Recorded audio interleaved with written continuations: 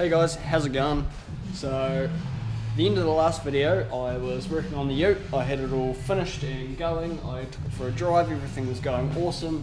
However, I've run into a bit of an issue. I've done probably less than 100 k's on this thing so far, and the clutch is cooked already. So, yeah, I haven't even run it in yet, and the clutch is cooked. It's sort of my own fault. I've put a non-turbo gearbox and clutch and flywheel behind a turbo engine.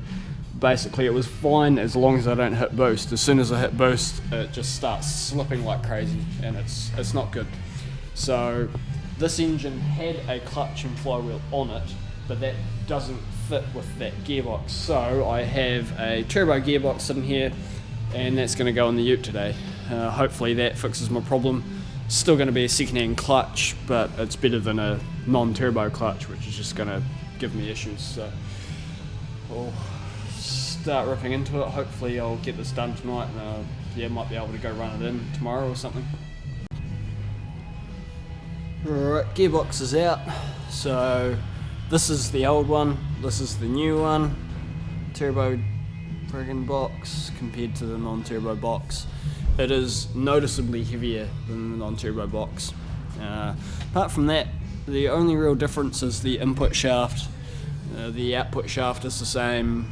Friggin' everything just bolts straight up, so that's going to go in. Now, so I mentioned about the clutch. So there's actually nothing really wrong with this clutch. It's still got a bit of life left in it. But the problem with it is the pressure plate, being a non-turbo pressure plate, doesn't have enough pressure on it. So once you've got that amount of torque in it, it just gives way, which is not ideal. So that's got to get swapped out. I've got another second-hand clutch which came off this turbo engine sitting upstairs.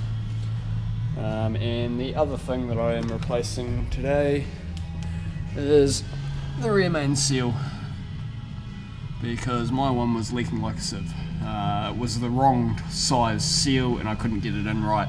I just thought, oh, I'll just try it, see how it goes, but it didn't really work out. So, but it's alright.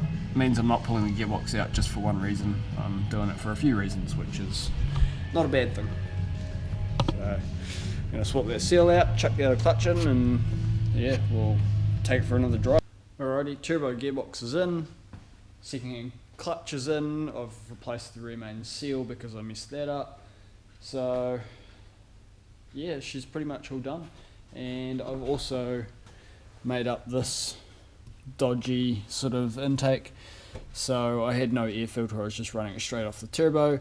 I didn't really like that. I don't want to suck up crap, especially if this is my daily driver. So I've now taken this pipe here, used to come out of here, and then it came around and it went that way over here.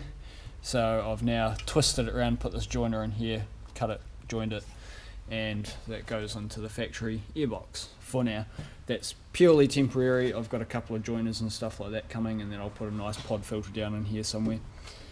But yeah, that's pretty much the update for now. So I've already been for a drive, and the clutch is mint, which is exactly what I needed, and the gearbox is mint. So yeah, no, she's all coming together pretty well. This is the first time I'm actually going to daily drive it home since I pulled it apart, so pretty stoked about that.